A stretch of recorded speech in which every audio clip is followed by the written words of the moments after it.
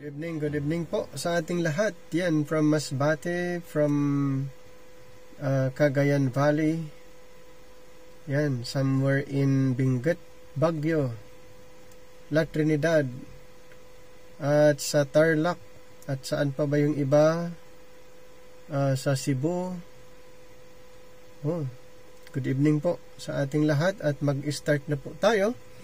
Continuation lang po yung ating pag-aaral ngayon, under pa rin sa ating subject ng biblical issues, biblical differences, continuation. Mag-share screen lang po para may kayo dyan, may makita nyo po yung ating slides. Ayan. So, nakikita nyo na po yung pag-uusapan natin. So, ito po ay isang issue. And isang issue po ito na maraming nag-claim na ang Biblia, lahat ng nakasulat sa Biblia ay para sa atin lahat daw. So, mostly ganun po ang mga kiniklaim ng karamihan. Pero ngayon po ay pag-aaralan po natin yung issue patungkol po nga dito kung totoo ba na ang lahat ng nakasulat sa Biblia ay para sa atin at lahat po ay gagawin po natin. Ayan. So, ulitin ko po, ang ating chart ay malaking maitutulong po sa ating pag-aaral dahil dito po ay matutunan at malalaman natin kung ano ang programa ng Panginoon noon, ngayon at sa hinaharap. Time past, but now, and ages to come.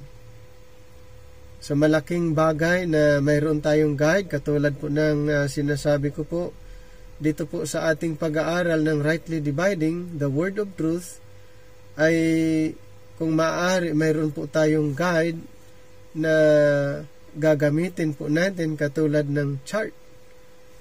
Ito po yung guide para malaman po natin yung mga tinatawag boundaries. May mga boundaries po, dispensational boundaries na kailangan nating alamin kung ito ba ay may tinatawag na overlapping. Ayan, at malalaman din natin kung ano yung mga programa patungkol sa prophecy at ano yung programa patungkol sa mystery na inirevealed ng ating Panginoon kay Apostol Pablo. So, dito nga po sa ating pag-aaral, lahat ba ang nakasulat sa Biblia ay naisulat para sa atin? It would be defeating to desire greater understanding of the Bible by cutting portions out. This is not greater understanding. It is simply shrinking the Bible down to our level. God forbid we eliminate or ignore one word or syllable or punctuation from the complete sacred text of God's perfect word. Rightly dividing the word of truth is not cutting off scripture from our prophet. So hindi po yan, yung rightly dividing ay wala po tayong itinatanggal sa scripture katulad ng mga analysis ng karamihan na pag inaaral ang Biblia through right division ay ini-ignore or inaalis ang ibang part ng scripture. Yan po ang hindi totoo.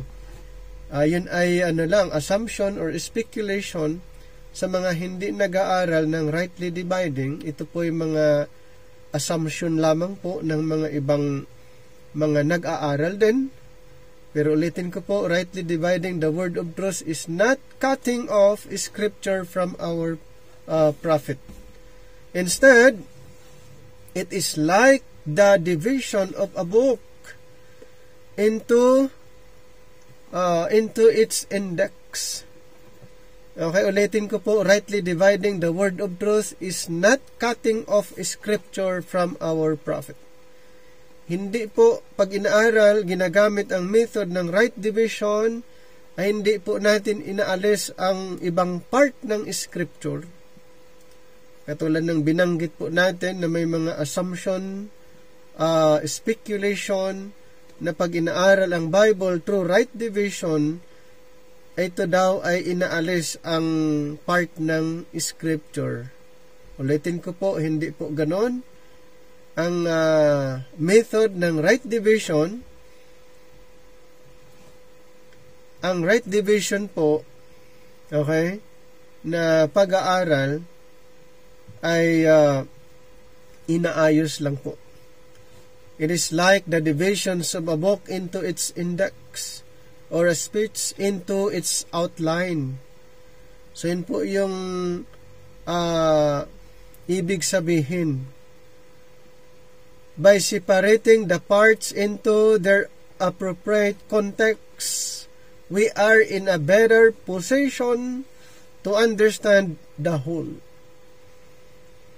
By using right division, rightly dividing the word of truth, ay napakalaking maitulong po sa atin at hindi po mababago ang context. Ayan, mas lalong mauunawaan po natin ang whole context. The entire Bible is written for us, but not every verse is addressed to us. Okay? Tama na ang Biblia ay isinulat para sa atin, but not every verse is addressed to us or written about us. Hindi lang directly o address sa atin o isinulat directly sa atin. All scripture is profitable, but not every passage is for our participation or obedience. All scripture is profitable, but not every passage is for our participation or obedience. So, kailangan na pag-aralan. Okay? Katulad ng sinabi ko po, hindi lahat ng nasa scripture ay for our participation or obedience. It must be rightly divided. So, the importance of all scripture. Ano ba ang kahalagahan ng buong scripture? A popular attack on dispensational Bible study is to claim that it eliminates most of the Bible as applicable to us. Ito po yung mga sinabi natin, the attack or the assumption or the speculation na sa mga dispensational na pag-aaral, ayon sa kanila ay in-eliminate na daw yung mga iba na nasa Bible. Pero ulitin ko po, a popular attack on dispensational Bible study is to claim that it eliminates most of the Bible as applicable to us. Even many young dispensationalists develop a false fear of reading or applying truth from Old Testament passages.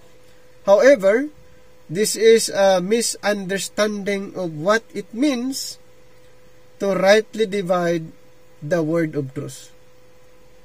This is a misunderstanding. Kaya pala, may mga ganun pong idea, the assumption, dahil hindi nila na napag-aralan or hindi naunawaan kung papaano ang pag-aaral ng Bible rightly divided. So, normal na may mga negative na sasabihin or may mga negative na response ang mga iba dahil ito po ay naririnig lang nilang kwento. Mga kwento lang.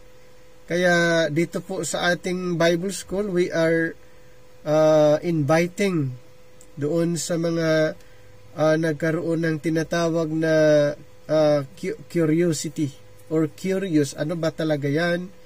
Ang mga pinag-aaralan dyan. So may mga nagtatanong o may mga nagsasabi, ano ba yung rightly dividing na yan? Naririnig namin.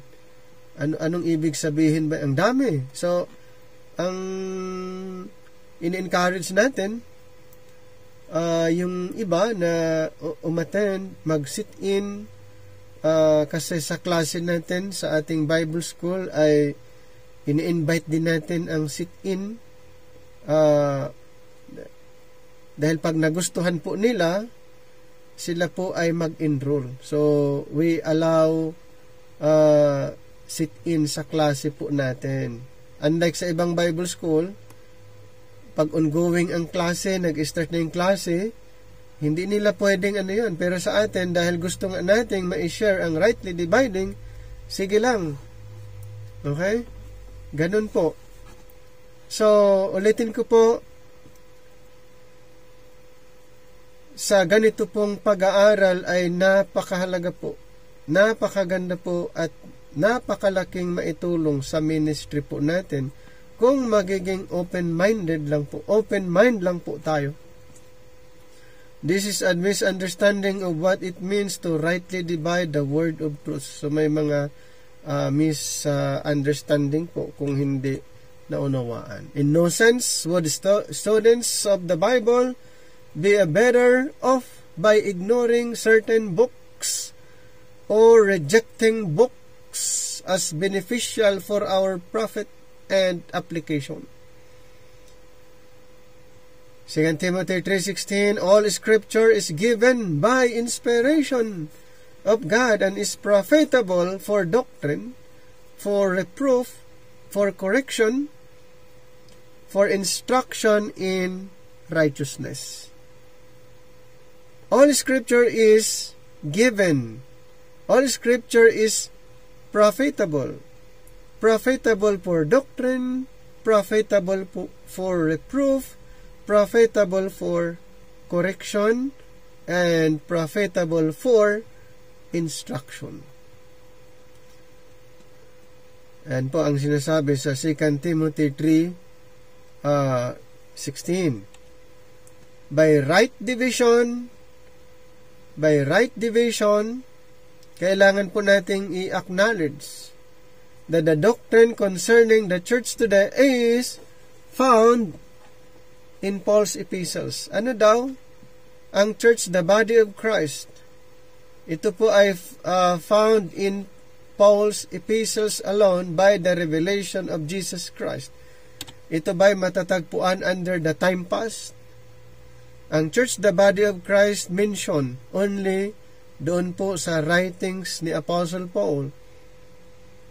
Hindi po yan matatagpuan somewhere.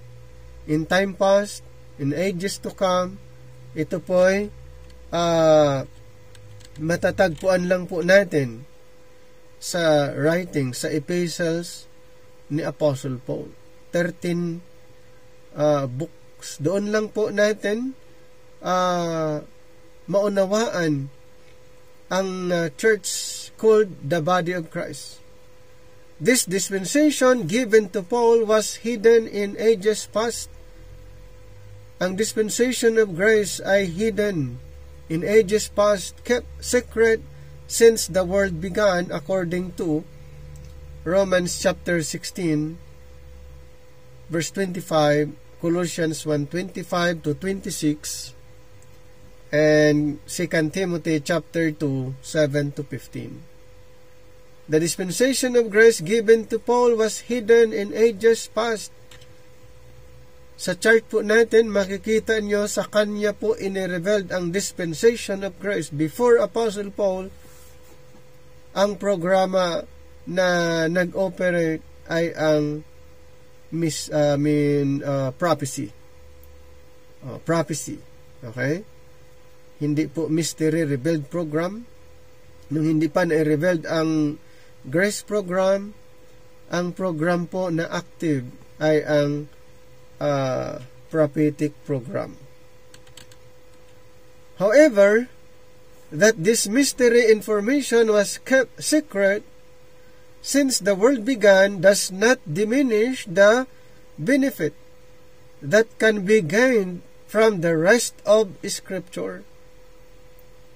Ulitin ko po, this mystery information was kept secret since the world began does not diminish the benefit that can be gained from the rest of Scripture. How do we know sin if it were not by the law in Romans 3:19, Romans chapter 7 verse 7, and 1 John 3:4?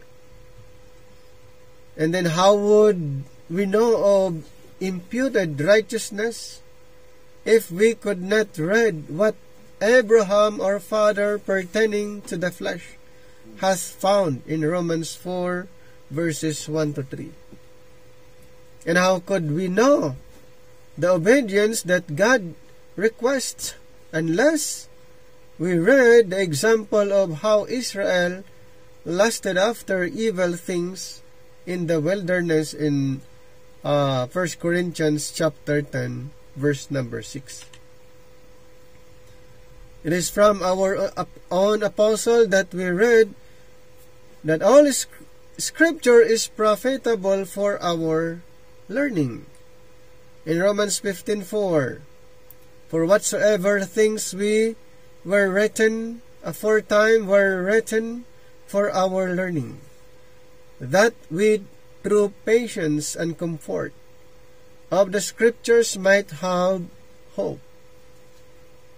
These are the same Scriptures that witness to the death and resurrection of Jesus Christ, essential to the gospel that we preach today in 1 Corinthians chapter 15 verses 1 to 4. It should be evident that every word in the Bible is written for our edification and profit. So let's proceed to right division. Right division.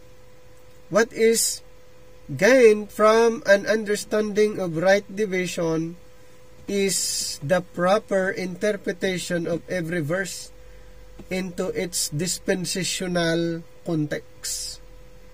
While every book and testament is written for us, not every book and testament is written to us or about us. So, kailangan ang right division para mas maunawaan, lubos nating maunawaan at magiging clear na hindi po lahat ng nakasulat. Kaya nga, kailangan ng maunawaan ang dispensational context. Mga nakasulat sa Biblia, written for us, not every book and testament is written to us or about us. Surely we can agree that when God told Noah to build an ark, He was speaking to Noah and not to anyone in the 21st century. O yung sinabihan o may instruction ang Panginoon kay Noah to build the ark.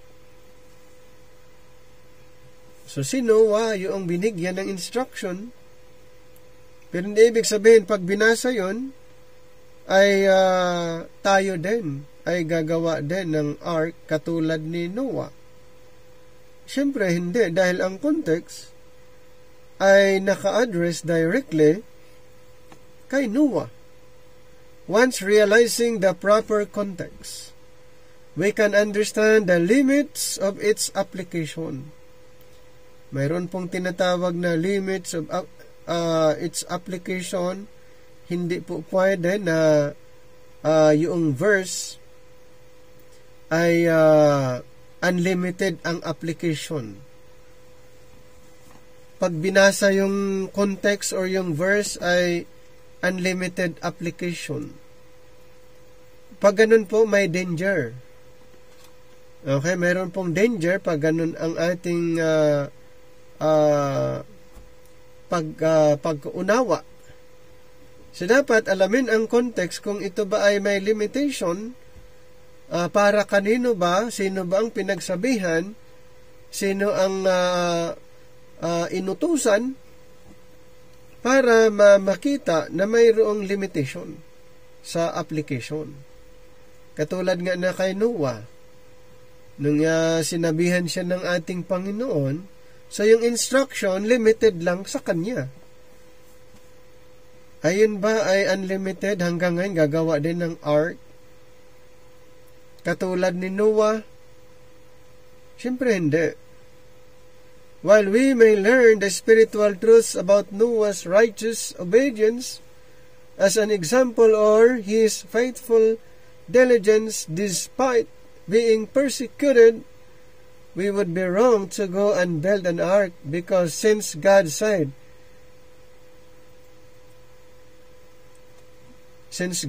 it, I'm supposed to obey it. Di ba? May mga ganun. Sinabi naman ng Panginoon eh. O di, gagawin ko rin. Di ba? Yan yung mga assumption. Sinabi ng Panginoon. Hindi tinignan na ang kausap ng Panginoon ay si Noah. Limited lang sa kanya. Yan, magiging maging imagination, speculation, assumption na nabasa na ito'y sinabi ng Panginoon, kaya gagawin ko rin. So, yun po yung sample na napakahalaga ang right division. It may sound silly when applied to building an ark, but many use this same reason to support applying any verse of Scripture to their daily situations, as if it were talking about them. We would be wise to first interpret every passage in the Bible into its dispensational context. Napakahalaga talaga ang dispensational context, dispensational na pag-aaral before attempting to apply its doctrine to us. Dapat applied a dispensational approach. Kung ito ba ay kung anong dispensation ba na sinasabi ito? Ito ba ay dispensation of the time of Moses, the dispensation of law, the dispensation of promise, the dispensation of grace, dispensation of the kingdom, at yung iba pang mga dispensation. So, bago mag-attempt na i-apply ang kanyang nabasa o ang kanyang doktrina, i-consider po natin ang dispensational approach. Bakit? Para hindi magulo, hindi confusing, at maiwasan ang speculation. Maiwasan yung imagine ng iba pang definition. Mayroon pong limitation lang. Limitation sa application.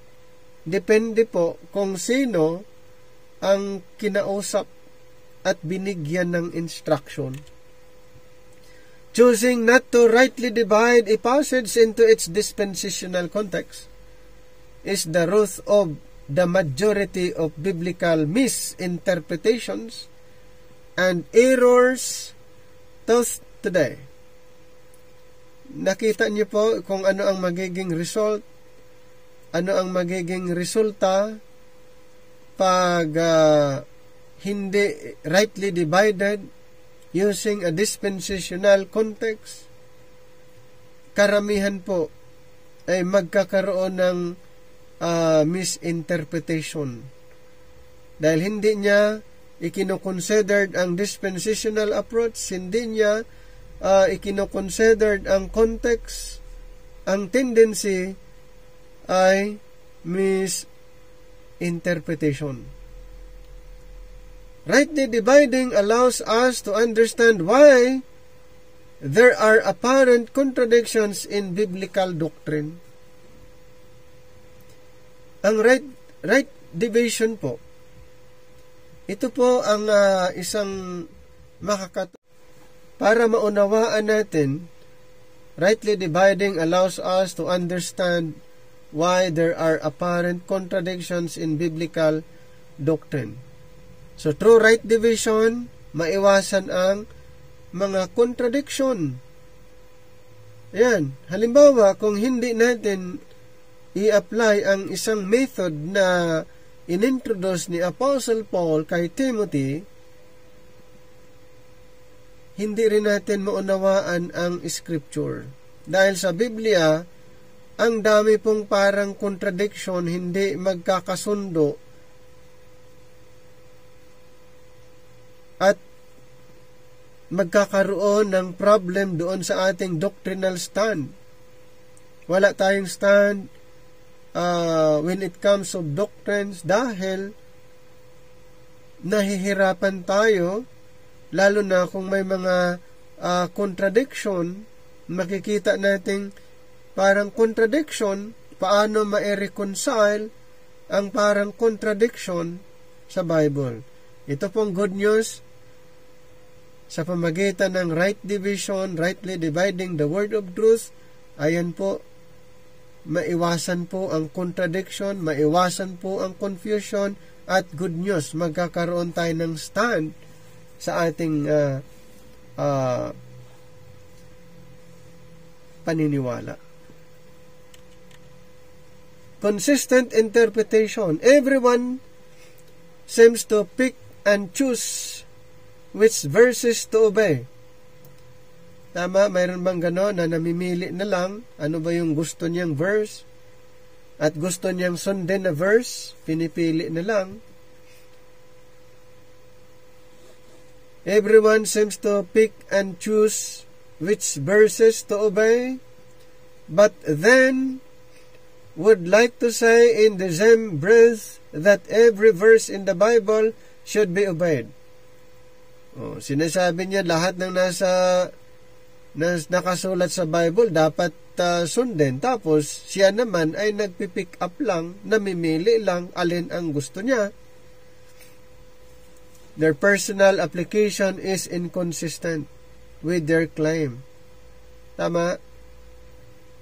Hindi po consistent kasi namimili lang, tapos sabi niya dapat sundin natin ang nasa Biblia. Tapos namimili lang siya ng gusto niya. Consistent ba o inconsistent? Inconsistent po ang application.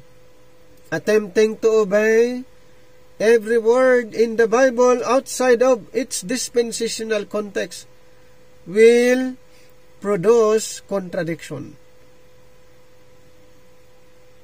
So, attempting to obey every word in the Bible na hindi po naunawaan ang dispensational context. Ano po ang magiging product? Ano po ang pwedeng maging resulta? Contradiction. At syempre, ayaw naman natin na magturo na hindi tayo sigurado na may mga contradiction. Kaya nakakalungkot, sa time natin ngayon, hindi masyadong naipangaral ang Bible. Ang laging ipinaparinig sa mga audience yung kanilang experience, yung kanilang karanasan, mga kwento. Bakit kaya? So, kailangang aralin ang Bible dispensationally, in line with right division, para maiwasan ang contradiction. For example, concerning our zealous missionary efforts. Do we go to Gentile nations to preach the gospel? And Jesus told the disciples in Matthew 10:5, Go not into the way of the Gentiles. O, diba ang sabi ng Panginoon dito sa Matthew 10:5, huwag kayong pumunta sa bayan ng mga Hintel. O, halimbawa, yung verse na ito, pag hindi rightly divided, very confusing to sa ibang verse, dahil sa ibang verse ay lahat pwedeng puntahan, Jews and Gentiles, pero dito sa Matthew 10:5, huwag niyong puntahan ang mga Gentiles. Yun yung sabi ng ating Panginoon. So, ang mga missionary ba ay pupunta? Ito nga yung sabi ng Panginoon. Saan po yung sample doon? Na kung bakit napakahalaga ang rightly dividing na pag-aaral.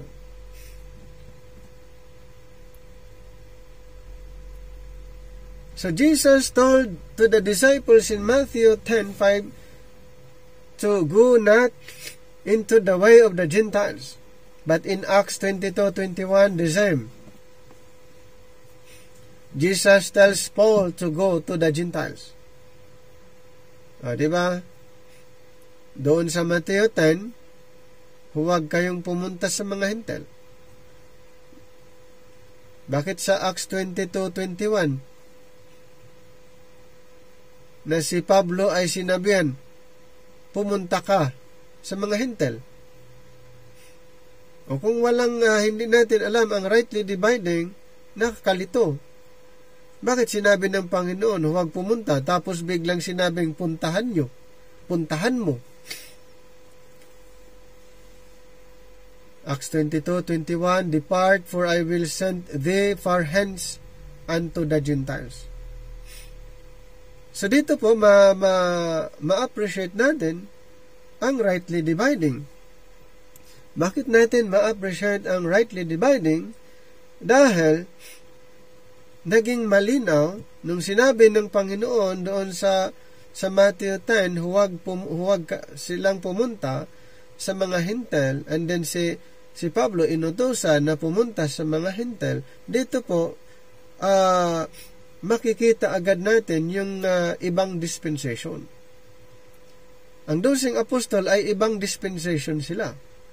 Si Apostol Pablo ay ibang dispensation din. Kaya yung sinabi ng Panginoon sa mga apostles na huwag pumunta sa mga Hintel, dahil yun ang programa nila, yun yung dispensation, yun yung focus nila, ang Israel, at hindi yung Gentiles. Pagdating kay Apostle Paul, syempre siya po ay pinili na apostol ng mga Hintel, dapat lang siya'y utusan ng Panginoon na magturo sa mga Hintel. Kung paano, kung hindi na nga natin alam ang rightly dividing, ang dispensational context, medyo mahihirapan tayo. Surely we can not do both. Certainly, the solution is obvious to any amateur Bible student. What Jesus told the disciples was not given to the Apostle Paul to obey in his ministry. Diba? Napakalinaw. Yung sinasabi ng ating Panginoon sa mga disciples ay hindi yun yung sinabi niya kay Pablo. The question the church should be asking is whether we follow the Lord's instructions to the 12 disciples or the Lord's instructions to the Apostle Paul. The answer is found in rightly dividing the word of truth. Diba? Mayroong instruction ba ang Panginoon sa mga apostles? Yes. Yun bang instruction na sa mga apostles ay instruction din para ngayon? Hindi. Bakit? Dahil ang Panginoon, mayroon na siyang ibinigay na instruction kay Apostle Paul para sa panahon natin ngayon. Ano po ang dapat natin gawin? Rightly dividing the word of truth. Bakit kailangan ang rightly dividing the word of truth? para hindi maihalo yung instruction para sa mga apostles, maihalo sa instruction niya kay Apostol Pablo. Sino ba si Apostol Pablo? Siya po ang apostol ng mga Hintil. At yung mga 12 naman, sino sila? Sila din ay pinili para maging apostol sa 12 tribo ng Israel. Nakita niyo po kung gaano kahalaga ang right division. Pag maunawaan po natin ang right division, napakadali na lang at ma-enjoy pa natin ang ating pagtuturo sa Biblia at hindi tayo nag-speculate kung ano yung mga sinasabing revelation na ang Panginoon ay nag-revealed sa Kanya. Yun po ang uso ngayon Magpatawag ng seminar, seminar naman, yung revelation lang daw niya ang ini-introduce. Sayang. Dapat aralin ang Biblia, dapat careful, hindi po yung kung ano-ano ang ini-inject or ini-imagine or ini-speculation. So dito po napakalinaw. The question the church should be asking is whether we follow the Lord's instruction to the 12 disciples or the Lord's instructions to the Apostle Paul. Mamili ka lang dyan. Gusto mo bang sundin yung instruction ng Panginoon sa 12 disciple? O gusto mo bang sundin yung instruction ng Panginoon na ibinigay niya kay Pablo? This is just one of many examples of why, if we are to profit from the entire Bible, it is required that we rightly divide the entire Bible. We rightly divide the entire Bible. It is only by rightly dividing the word of truth that we can see with clarity God's eternal purpose on every page, the specific instructions to us, and the enormous profit it sows in every area of our life. Ganun po kahalaga ang right division. Dapat entire Bible. Makita natin yung bird's eye view, yung the whole program ng ating Panginoon by studying the Bible rightly divided. Another issue na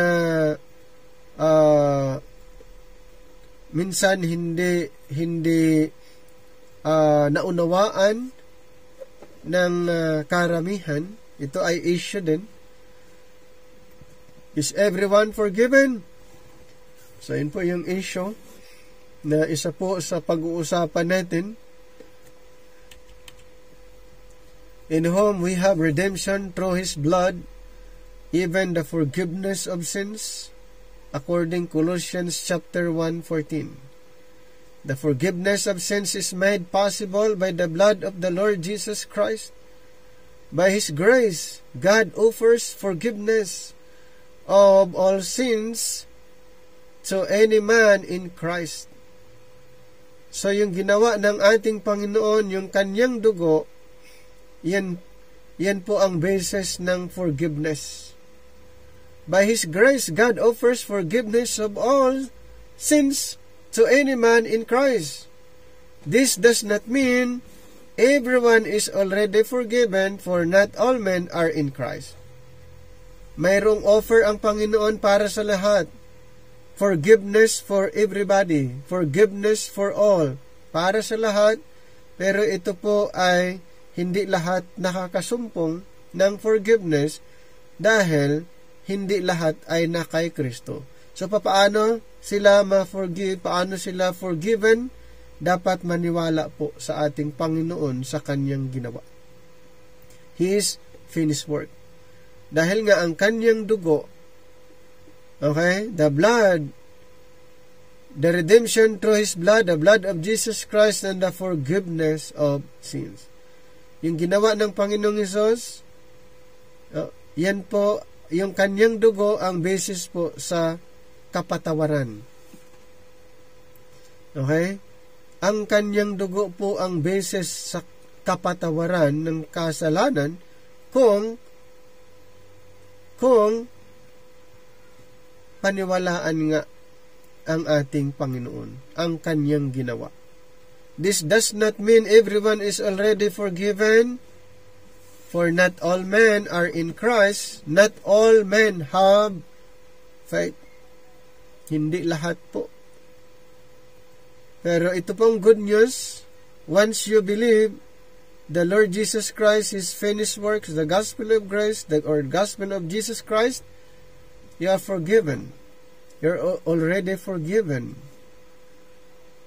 Paano nangyayari yon? Dahil naniwala ka sa ginawa ng Panginoon. Paano kung hindi niya paniniwalaan? Ayan po, hindi siya forgiven. Dahil itong forgiveness applied lang po doon sa mga naniniwala sa kanyang ginawa.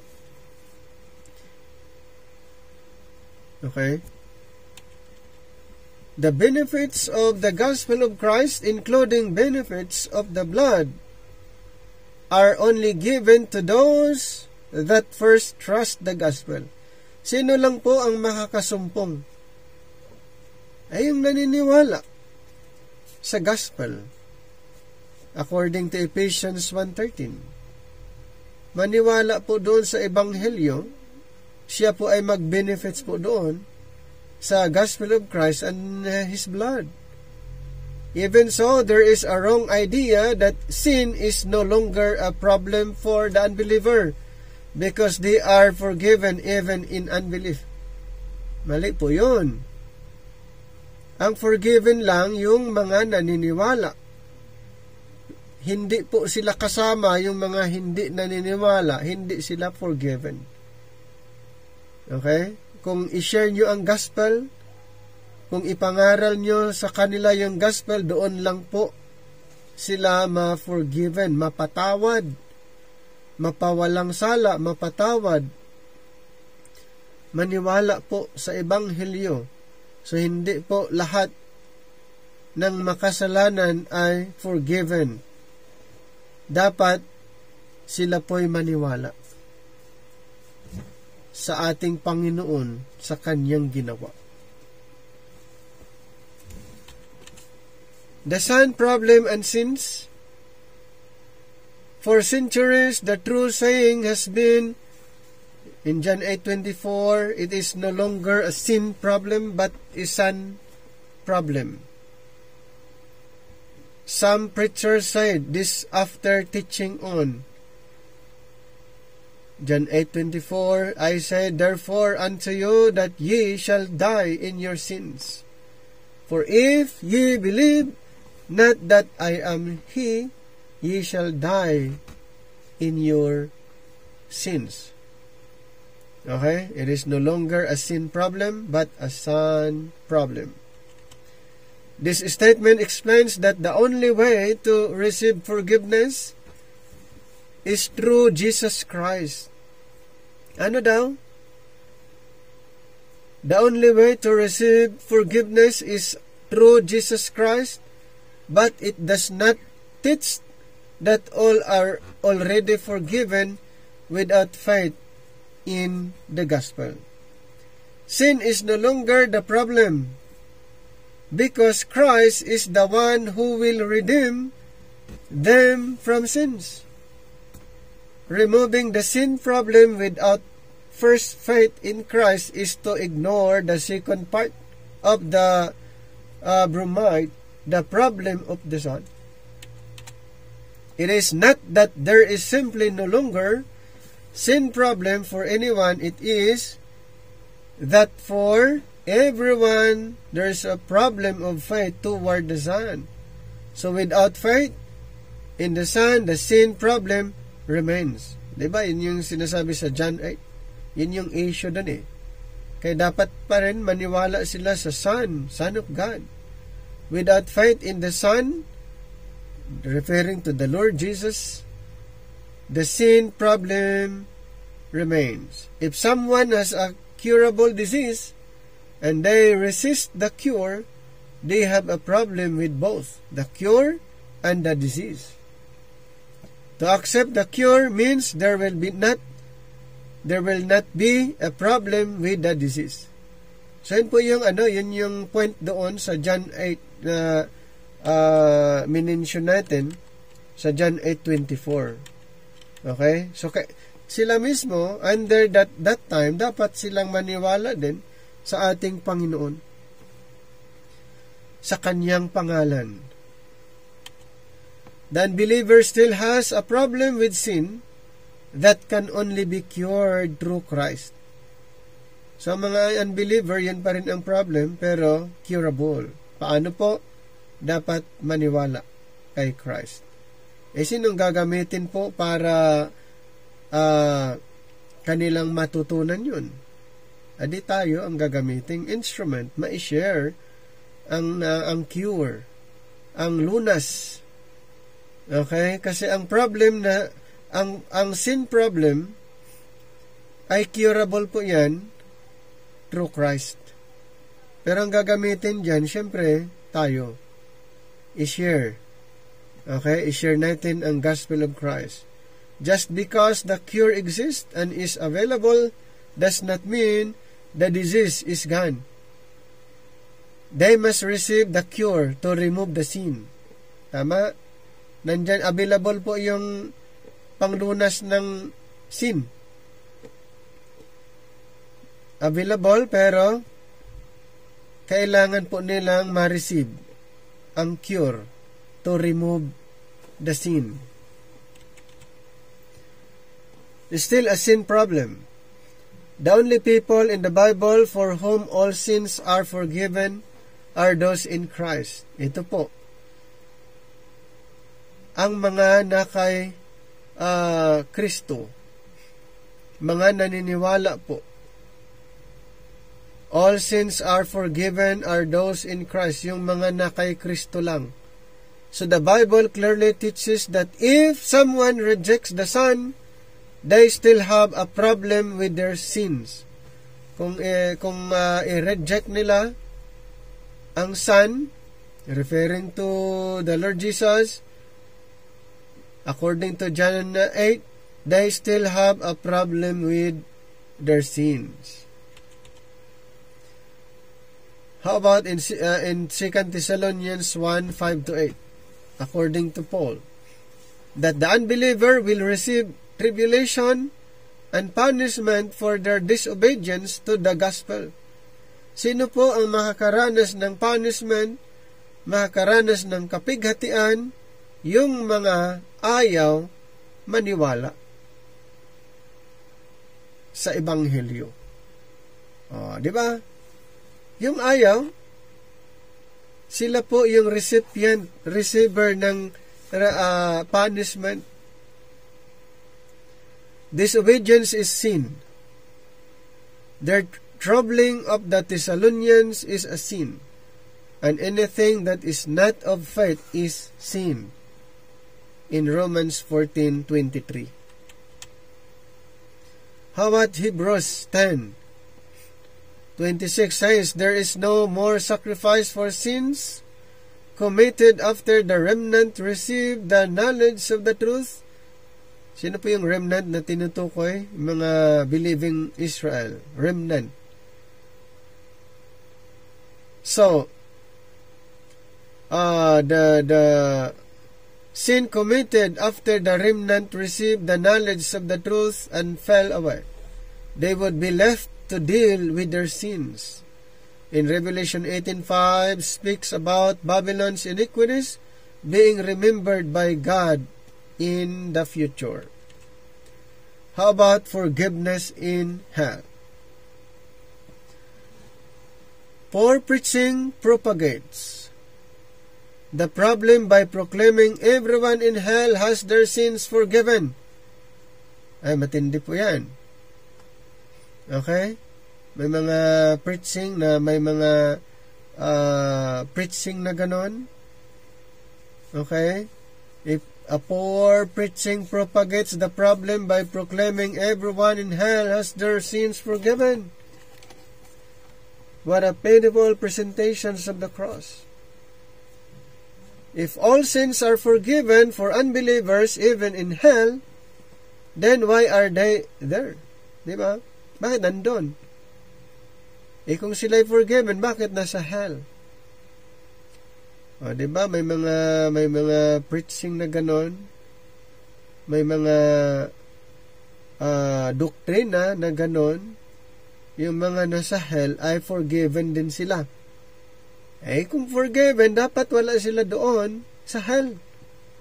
Hell was created for the devil and his angels because they first sinned, according to Matthew 25 verse 41. Yung hell ay create po yan para sa devil and his angels. At yung mga hindi naniniwala din, sila ay makakasama din ni Satanas. Yung hindi naniwala sa ating Panginoon, lalong-lalo sa gospel of the grace. So hell was created for the devil and his angels because they first sinned. So hindi po totoo na yung mga nasa hell ay forgiven. Hindi po. Kasi kung forgiven sila, dapat wala sila doon. Are they in hell because they fall short of the glory of God? It is a sin not to manifest God's glory in Romans 3:23 and Romans chapter 10 verse 3. Are they in hell because they do not have enough righteousness? There is a word for that unrighteousness, and all unrighteousness is sin. In 1 John 5:17. Everyone in Christ will be judged according to Christ's work on their behalf. Everyone in hell will be judged according to their works. So lahat ng mga nandun sa hell, i-judge po sila according to their works. If their works are not good enough, it is sin in James 4:17. If their works are bad, like in Revelation 21:8, then it is most obviously a sin. People are in hell because of their sins. Okay? There is a forgiveness of sins offered through faith in the blood of Christ.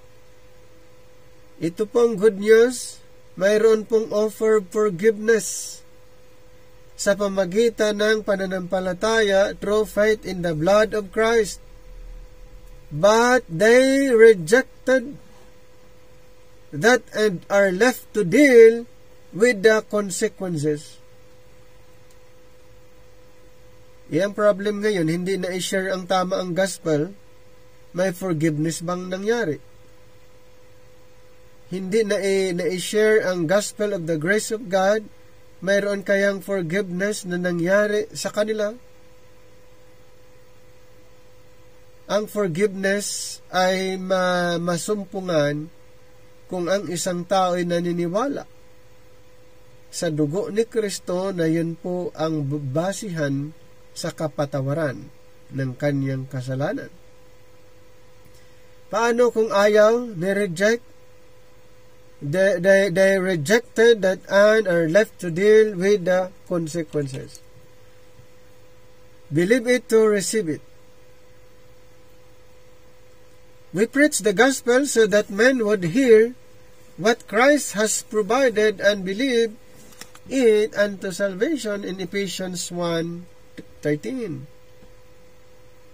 Dapat talagang mai-preach ang gospel.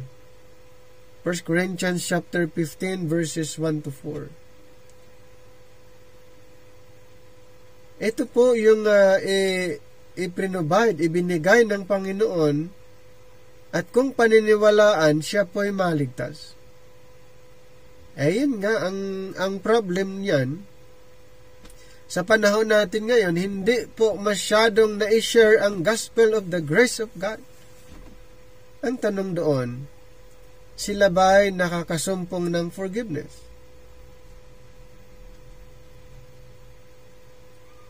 Hindi sila naniniwala, hindi nila naunawaan o walang nagturo, walang nag-share sa gospel of the grace of God. Doon po masusumpungan ang complete total forgiveness kung ito'y paniwalaan ang ino-offer na i-provide ng Panginoon para sa lahat. Paul preached among the Gentiles that they may receive forgiveness of sins upon their faith in the gospel. Diba? Paulit-ulit po sa gospel talaga. Maging Gentiles, kung ito'y paniniwalaan, makaka-receive sila ng forgiveness. Through their faith in the gospel. Acts 26:18, faith was required. Mayroong issue na ang forgiveness ay hinihingi. Under the dispensation of the grace of God, ibinigay po, hindi pa hiningi, ibinigay na. Sa Time Pass program, yun po ay hinihingi. May hinihingi po nila, then kailangan ni-required ng 2 kambing para sila'y mapatawad. Ang isang kambing ay pakawalan, yun yung tinatawag na scapegoat. Yung isang kambing ay kakatayin at ang dugo ilagay doon sa mercy seat once a year. So, ibig sabihin, may expiration na forgiven sila ng 1 taon. Forgiven sila ng 1 taon lang. Then, the following year, siyempre mag-expired, another hingi ulit sila ng forgiveness, and then same process, magkatay ulit, mag-alay ulit ng 2 kambing, kakatayin yung isa, ang dugo ilalagay sa mercy seat, ang yung isa ay pakawalan, scapegoat, at ang mag-perform siyempre yung priest. Ayun ulit, once a year silang forgiven sila once a year.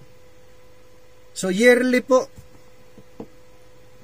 Bakit ngayon hinihingi minuminuto daw?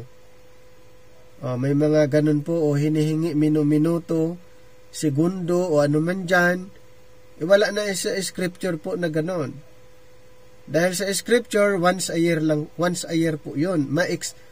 Pag ginawa ngayon, humingi siya ng kapatawaran ngayon, tapos nag-alay ng 2 kambing, siyempre kailangan ng priest na mag-perform, and then, the whole year, forgiven. Ngayon, magkamali siya. Forgiven, nasakop pa ng hindi pa expired yung forgiveness ng sa taon na yon. Kung may nagawa siya na kamalian o ano man dyan, covered pa yun doon sa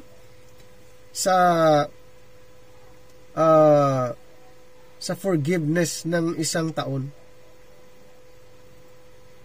Yan po ang under the law of Moses.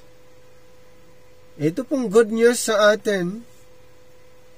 Hindi mo pa hinihingi, ginawa ng ibinigay na ng Panginoon.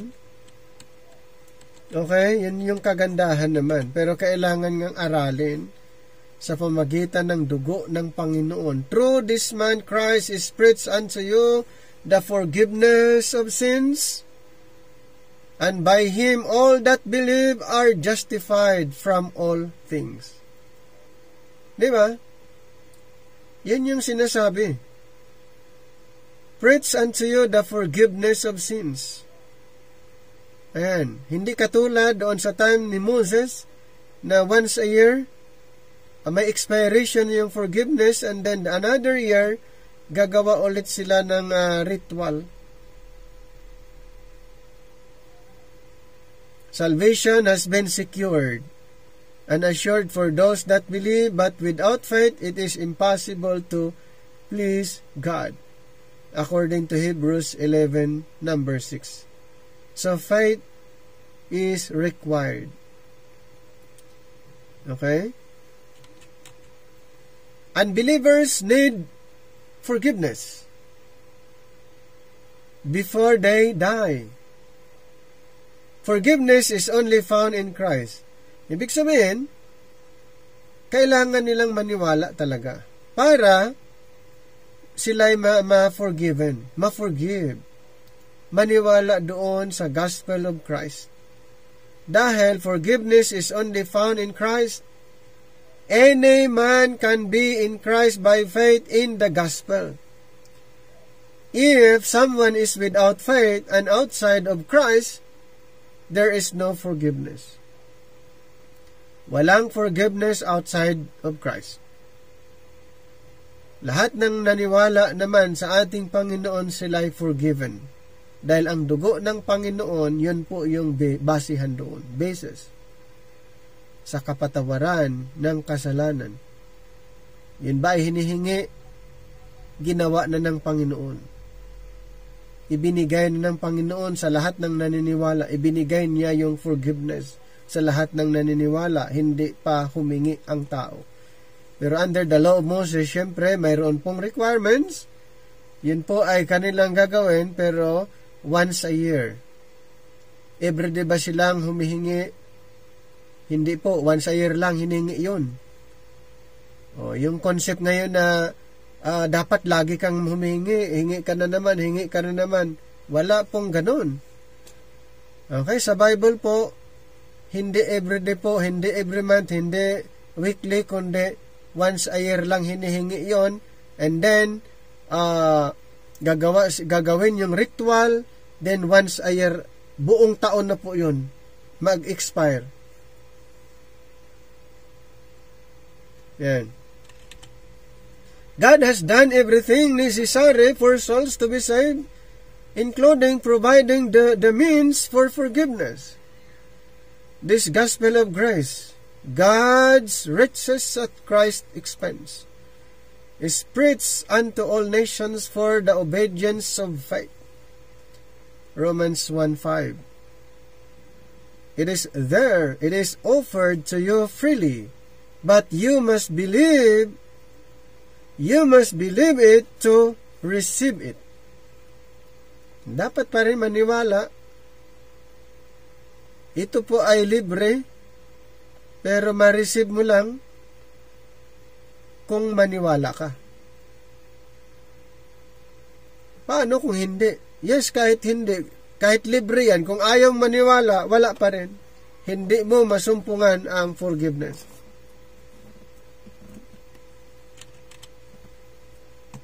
May iba pang issue patungkol nga is right division, divide what is different. So, dami talagang issue dito na natin eh. Dito po sa ating subject under the biblical differences, biblical issues, marami po tayong matutunan dito. So, it is right to divide what is different. Alamin natin, it is right ba na i-divide ang mga kaibahan, differences? Similarities in the Bible are found before the differences. It is easy to find similarities. Tama. Doing a simple concordance search can reveal many similar words, verses, and themes. However, it takes more careful study to identify the differences. Kailangan ng careful na pag-aaral para ma-identify ang mga differences. Rightly dividing the Bible requires recognizing the differences in God's instructions. Yes? Without right division, naku po, hindi natin ma-identify, ma-recognize ang mga differences. Kaya nga, magkakaroon ng confusion, sakit sa ulo, paano i-reconcile, paano na ito. Kailangan po ang right division. Rightly dividing the Bible requires recognizing the differences in God's instructions. Those who cannot see, ito po, those who cannot see the dividing lines in your Bible will think God's instructions are the same for everyone on every page. Nakita niyo po na pag hindi po makita ang dividing line, mga dividing line sa Bible po natin, ang iisipin lang po natin ng instruction ng Panginoon, pare-parehas lang yan. Mayroon ba kayong narinig na gano'n, na sasabing pare-parehas lang yan? Paano kung ipakita mo na may hindi parehas? Di ba, may mga ma-encounter kayo na hindi pare-parehas lang yan. Di ikaw naman, paano kung mayroon akong makita na hindi parehas? Di pa-explain mo sa kanya. Paano i-reconcile yung mga hindi parehas? Tapos sabi niyang parehas, patunayan yan na parehas. Kasi minsan, may mga nagsasabing pare-parehas lang yan, hindi yun nag-isip eh. Di sasabihin mo, sige, patunayan mo na pare-parehas lang at ipapakita ko rin sa'yo na may hindi parehas. Pero bakit ganun po ang nangyari na sinabing pare-parehas lang? Dahil nga, hindi pinag-aralan ang Biblia rightly divided. Rightly dividing the Bible requires recognizing the differences in God's instructions. Ang daming instruction po. Start pa lang kay Adan, kay Noah, kay Abraham noon under the time pass, hindi po pare-parehas ang instruction. Bakit? Yung instruction ba ni Adan parehas sa instruction ni Abraham? O yung instruction ni Noah, parehas ba kay Moses? Ang dami po. Hindi parehas. Ano po ang kailangan? Rightly dividing the word of truth. Different baptisms become the same baptism. Different gospels become the same gospels. Bakit ganon? Magkakaiba po ginawang parehas. Hindi po parehas. Kaya nga pinag-usapan natin yung understanding baptism, mayroong iba't ibang klaseng bautismo, parehas ba yun? Hindi. Hindi lahat ng bautismo tubig. Ano pa? Gospel, different gospel, ginawang parehas na gospel. Yung daming gospel na hindi pare-parehas. Some even go so far as to call the entire Bible the gospel. Mayroon pang iba na ang Biblia daw, gospel na. The entire Bible, Genesis to Revelation, ay sinasabing ang Biblia ay gospel. Bakit ganon? Hindi naunawaan ang content or nilalaman ng Biblia at ikinukonklud na ganon. Kaya, confusion. As if all parts are equally sufficient to save someone. This type of generalization may feel spiritual, but it hinders dispensational Bible study, which requires a more careful analysis of God's instruction. Pag ganun kasi, hindi na maingat. Pag ganun po ang klase ng pag-aaral ay hindi po maingat. Kawawa yon. Alam niyo kung sinong kawawa dyan? Yung mga tinuturuan. Hindi sila maingat eh. Kung ano-ano na lang ini-spiritualize. Ano pa talaga ang dapat sa mga nagtuturo ng Bible? Dapat careful. Dapat maingat po tayo dahil kawawa naman yung mga naniniwala. Kailangan talagang aralin ang Bible ng maayos. rightly dividing the word of truth. Magiging maingat po tayo dahil ang daming instruction sa Bible na hindi po naka-address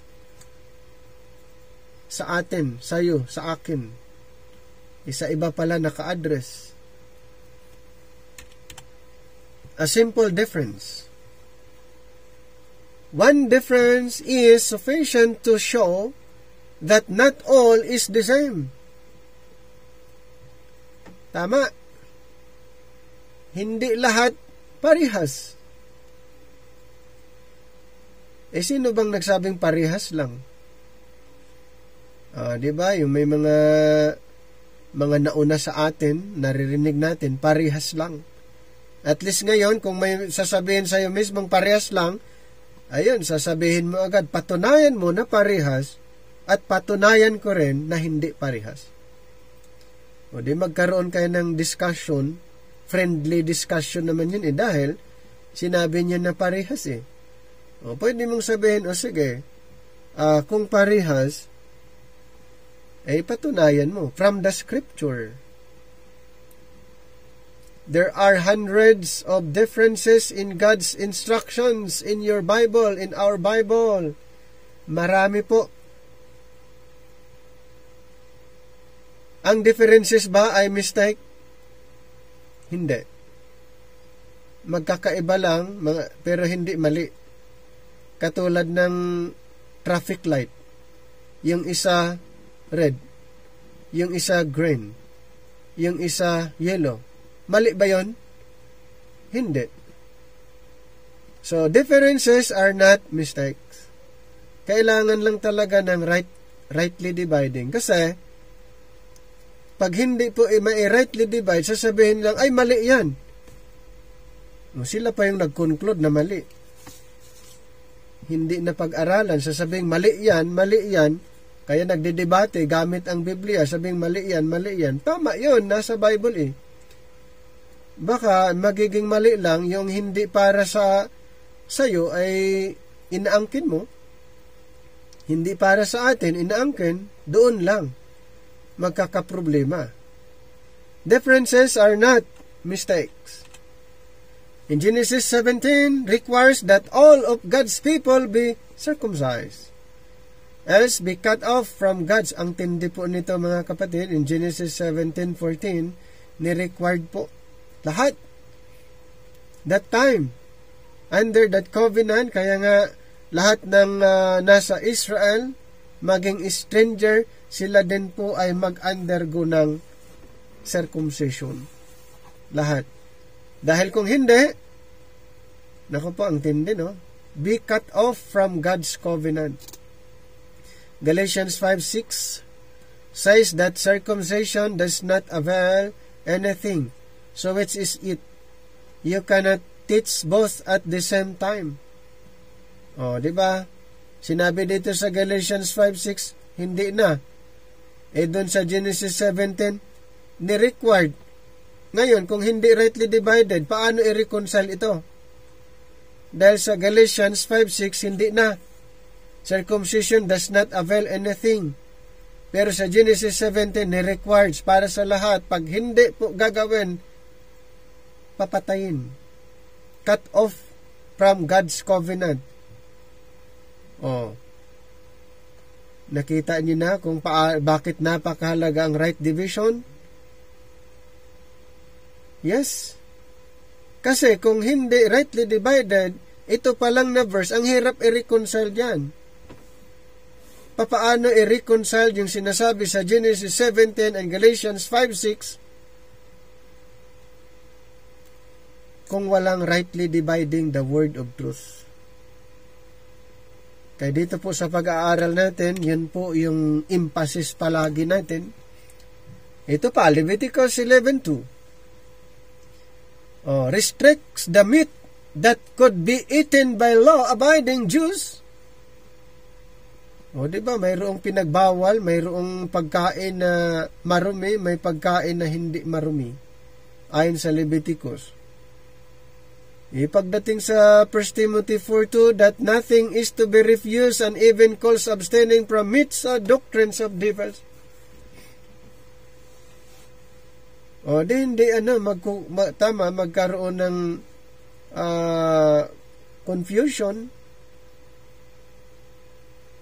Kaya napakahalaga ang pag-aaral ng rightly dividing. Napakahalaga po. Hindi po magkaroon ng confusion, masitel po mga seeming contradiction, mga differences. Hindi po yan mali. Ibig sabihin ba yung Leviticus 11 to, yun yung mali, ang 1 Timothy 4 to, yun yung tama? Hindi po. Kasi ang Leviticus 11 to, sinabi ng Panginoon. Okay? Instruction ng Panginoon yun. Sa time na yun. Hindi po mali.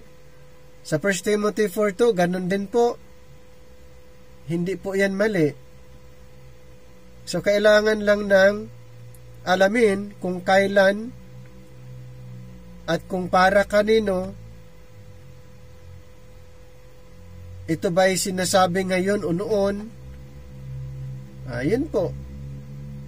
Pero ayun nga, masasagot lang yan, mga seeming contradiction, through right division. This is quite a difference in God-inspired instructions. If we are to know which one is for our participation, we must know where, why, and how to rightly divide. Diba? Napakalinaw yun, no? Ang part lang natin, aralin. Alin yung para sa atin for our participation. So, dapat nating malaman saan, bakit, para kanino.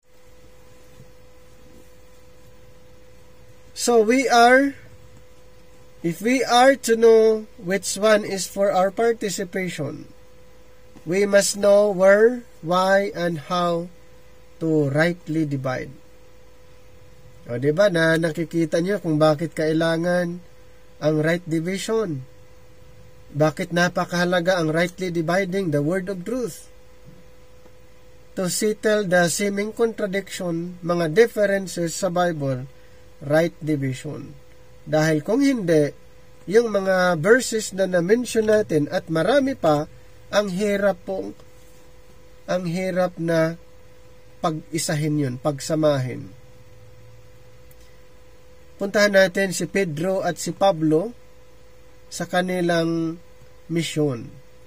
Peter was circumcised pork abstaining Jew in Jerusalem in Acts 3 when he preached a message of prophetic fulfillment to Israel. And then Paul sent to uncircumcised lobster-eating Gentiles in Greece and Rome in Acts 9:15. Tignan niyo po yung audience ni Pablo at ng audience ni Peter. Diba, dito pa lang alin dito ang nagtuturo ng tama? Diba? Parehas naman silang nagtuturo ng tama. Bakit magkakaiba ang kanilang misyon?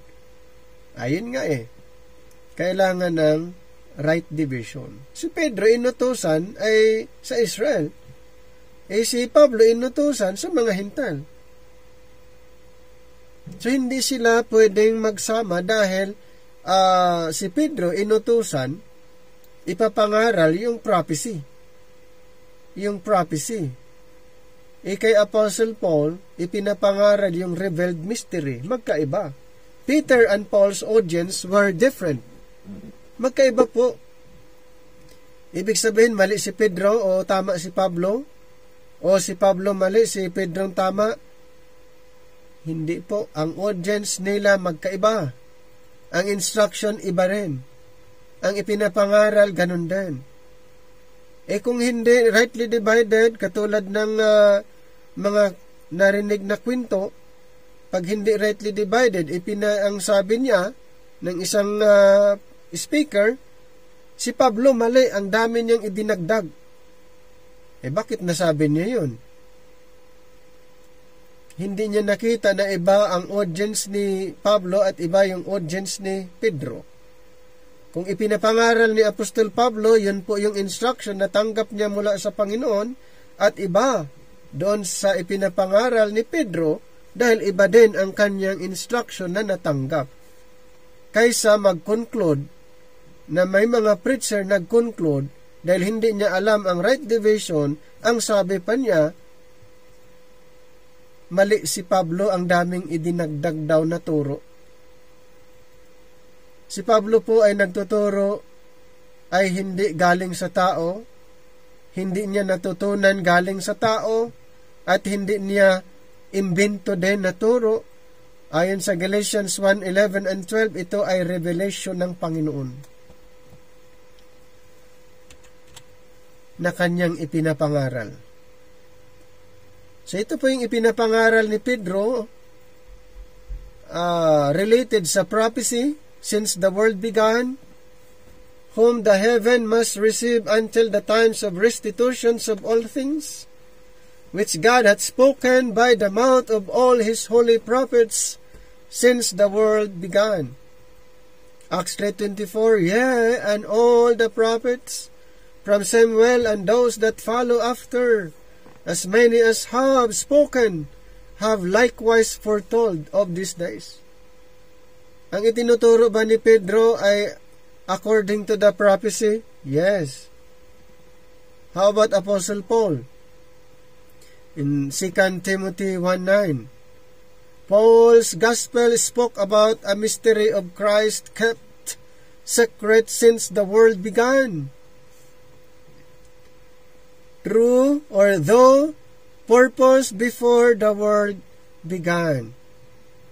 May kaibahan ba sa ipinangaral ni Pedro? Yes. Ibig sabihin ba may mali doon? Wala.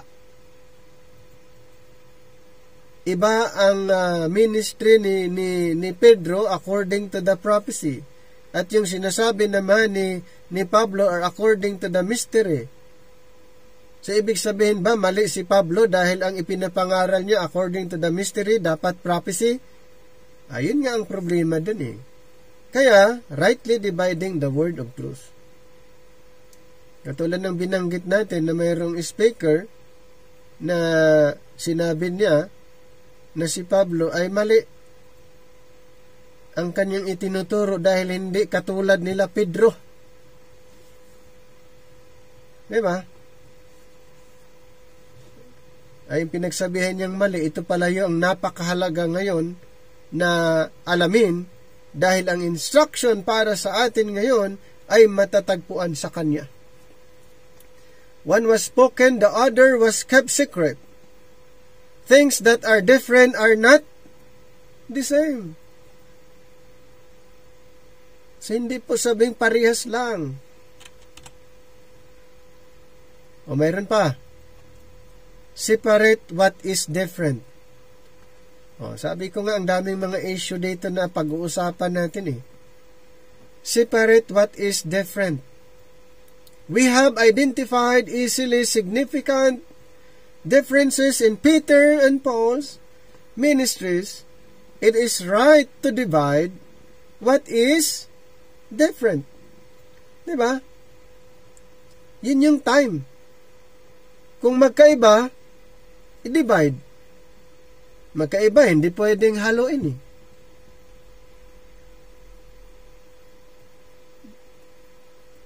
Ang color ba na yellow, kung haluan ng green ay yellow pa rin? Or yung red, or yung color pula or blue, hahaluan ng ibang color, blue pa rin? Hindi na. O dapat ihiwalay. Para mayroong color na red, blue, green, ihiwalay. Ipaghaluin mo ngayon yan, mayroon pa ba yun, color na yon? Ganon lang din po sa teaching. Ihiwalay. It is right to divide what is different. A good place to make a right division in our Bible would be between Peter and Paul. Naku, mayroon tayong isang subject dyan na pag-usapan lang natin yung ministry ni Pedro at ni Pablo. And a good place to make a right division in our Bible would be between Peter and Paul. Peter and Paul both taught Jesus. Pareha sila nagtuturo tungkol kay Kristo. They both taught Him as the Son of God. They both witnessed that He had resurrected. They both preached the gospel, exhibited faith, and were promised salvation. But they taught Christ differently. Si Pedro ba ay itinuturo si Kristo? Yes. Itinuturo ba din ni Pablo? Yes. Itinuturo ba nila ng Son of God, si Jesus Christ? Yes. Witness ba sila sa resurrection? Witness. Nagtuturo ba sila ng gospel? Nagtuturo. Ano ba ang kaibahan sa kanila? Ito po. One, si Pedro, itinuturo niya ang Kristo according to prophecy. At yung isa naman, si Pablo, itinuturo niya si Kristo according to a mystery. Ayon po, magkaiba na sila. One taught prophetic fulfillment to Israel. Sino yon? Si Pedro. Yung isa naman si Pablo, taught a mystery to all men. Hindi na sila parehas. Ibig sabihin, mali yung isa dyan? Hindi po. Nakakalungkot pag i-conclude na mali yan. Hindi niya alam ang kanyang ini-introduce na teaching pag ganon, na i-conclude na si Pablo ay mali. Ang kanyang ipinapangaral po ay revelation ng Panginoon para po sa panahon natin ngayon. Kung ganon pala, kung sasabihin niyang mali, halimbawa, aalisin na lang natin yung 13 epistles. Alisin natin yung writings ni Pablo na lang sa Bible. O sige, ang maiwan na lang Genesis to the book of John, and then yung Acts, and then Hebrews to Revelation. Ang problem ngayon, paano niya ituro, paano naligtas ang mga Gentiles, anong gospel ang paniniwalaan without the writings of Paul. Di ba? There are surely elements that are the same throughout the Bible. These themes are important when studying God's eternal purpose in Ephesians 1:10. But careful students of the Bible cannot overlook the differences in God's progressive revelation. There is no reason to run from the differences in the Bible. When we identify them and separate them, then the Bible will open up. These differences are the key to understanding how to rightly divide the Bible. Right division is necessary to clearly identify which of God's instructions are or for our participation and what God is doing in our world today. Right division is necessary. Bakit? Para mas maunawaan natin ang instruction ng Panginoon, kung tayo ba ay part doon, tayo ay may participation ba sa program na yan, o wala tayo doon, or iba.